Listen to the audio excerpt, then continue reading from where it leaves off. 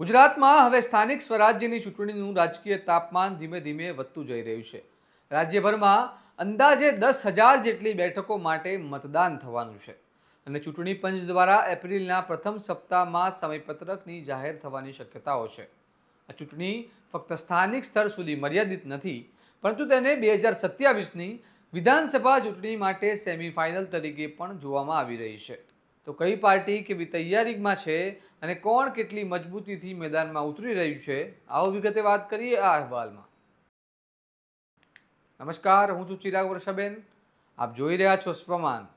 ગુજરાતની આ ચૂંટણીમાં ભાજપ સૌથી વધુ સક્રિય મોડમાં જોવા મળી રહી છે, કારણ કે આ ચૂંટણીમાં 9 નવી મહાનગરપાલિકાઓમાં પ્રથમ વખત મતદાન થવાનું છે અને પાર્ટી આ સમગ્ર ચૂંટણીને ખૂબ જ ગંભીરતાથી લઈ રહી છે.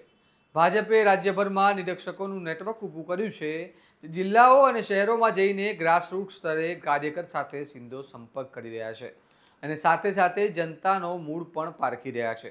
પાર્ટી દરેક વોર્ડ માટે અલગ અલગ પેનલ તૈયાર કરી રહી છે, જેમાં ઉમેદવારની લોકપ્રિયતા, જાતિગત સમીકરણો અને જીતવાની શક્યતાઓને ધ્યાનમાં રાખવામાં આવી રહી છે અને આ પેનલના આધારે રાજ્ય નેતૃત્વ અંતિમ નિર્ણય લેશે. આ સાથે ભાજપ આંતરિક વિવાદોને ઘટાડવા પણ ખાસ ધ્યાન આપી રહી છે અને એવા ઉમેદવારોને ટિકિટ આપવાનો પ્રયત્ન કરી રહી છે જે જીતવાનું વધુ શક્યતા ધરાવે છે.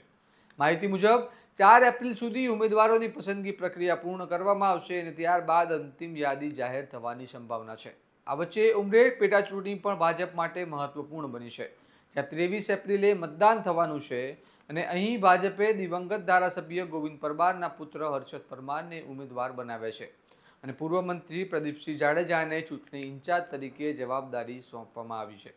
બીજી તરફ આમ આદમી પાર્ટી પણ પૂરજોશના મેદાનમાં છે.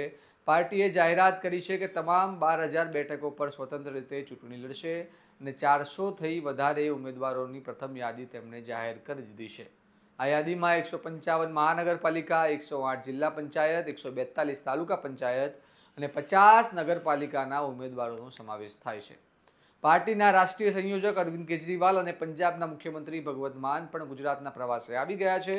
અમરેલીમાં વિશાળ જાહેર સભા થવાનું આયોજન કરવામાં આવ્યું હતું, ત્યારે કોંગ્રેસ પણ આ ચૂંટણીમાં પાછળ નથી.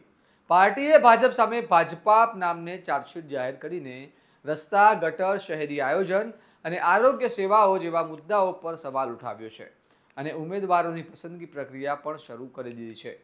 આ ચૂંટણીનું કદ પણ વિશાળ છે. 15 મહાનગરપાલિકાઓ, 84 નગરપાલિકાઓ, 34 જિલ્લા પંચાયતો અને 260 તાલુકા પંચાયતોની કુલ હજારો બેઠકો પર મતદાન થવાનું છે. ખાસ કરીને નવસારી, ગાંધીધામ, મોરબી, વાપી, આણંદ, નડિયાદ, મહેસાણા, પોરબંદર અને સુરેન્દ્રનગર જેવી મહાનગરપાલિકાઓમાં પ્રથમ વખત ચૂંટણી યોજાવાની છે. આ વચ્ચે કેટલાક રાજકીય મુદ્દાઓ પણ ગરમાયા છે. પોરબંદરમાં દારૂ નીતિને લઈને વિવાદ ઊભો થયો છે, જ્યાં કોંગ્રેસે તેને મહાત્મા ગાંધીના વારસાનો આંચકો ગણાવ્યો છે, ત્યારે ભાજપે આ મુદ્દાને રાજકારણ ગણાવ્યું છે. સાથે જ CAG રિપોર્ટમાં રાજ્યમાં ઝડપાયેલા નશીલા પદાર્થોના મુદ્દે પણ રાજકીય ટકરાવ જોવા મળી રહ્યો છે. એકંદરે વાત કરીએ તો ભાજપનો હાઈ એલર્ટ મોડ બતાવે છે કે પાર્ટી આ ચૂંટણીને ખૂબ જ ગંભીરતાથી લઈ રહી છે, પરંતુ બીજી તરફ આમ આદમી પાર્ટી અને કોંગ્રેસ પણ પોતાની શક્તિ પ્રમાણે સંપૂર્ણ તૈયારીમાં લાગી ગઈ છે.